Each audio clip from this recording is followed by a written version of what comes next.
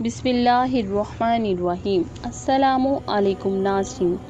ایک دفعہ کسی شہر میں چند ڈاکو گھس آئے اور آپس میں کہنے لگے ذرا احتیاط سے کام لینا، کہیں پکڑے نہ جائیں۔ ان کے سردار نے کہا تمام ظاہر شکل و لباس میں درویش صفت بن جاؤ اور کپڑے درویشوں والے پہن لو اور ہاتھ میں بڑی سی تسبیح پکڑ لو اور سبحان اللہ اور الحمدللہ کے سوا کوئی کلام نہ کرو، جہاں سے گزرو اللہ کے ذکر کی آوازیں آئیں۔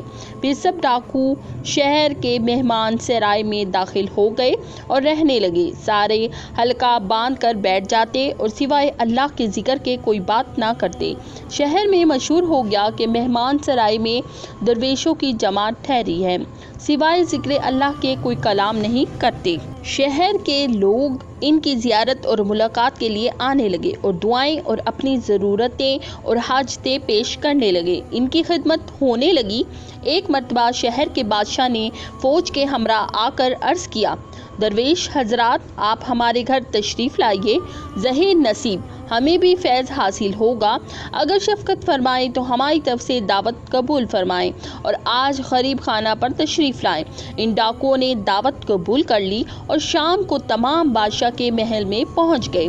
بادشاہ نے خوب تواضع کی اور پھر آخر میں اپنے ایک لڑکے کو جو فالج کا مریض تھا اور لا علاج ہو چکا تھا ان کے سامنے کیا اور کہا، آپ اس بچے کے لیے دعا فرمائیں، اللہ تعالیٰ اس کو شفا بخشے، کہ سوائے اس کے میری کوئی اولاد نہیں۔ سب نے چپکے نہایت عاجزی و انکساری سے دعا کی کہ اے اللہ، تو جانتا ہے ہم سب گناہ گار اور کس درجے کے بد کردار ہیں، مگر تیرے بندے ہیں، تو ہمارے حال سے خوب واقف ہیں۔ ہم تیرے حضور درخواست کرتے ہیں کہ جیسے تو نے ہمارے گناہوں پر پردہ ڈال رکھا ہے، اسی طرح اس لڑکے کو صحت عطا فرما دے۔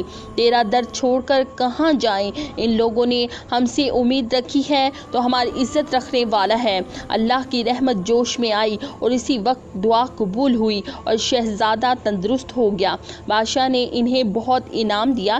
اس حالت کو دیکھ کر درویش کا بھیس بدلنے والے یہ ڈاکو آپس میں کہنے لگے کہ یہ تو ہم نے محض دکھاوے کے لیے، مکر اور دھوکے کے لیے ایسی صورت بنائی اور ریاکاری کی صورت پر یہ نتیجہ برآمد ہوا۔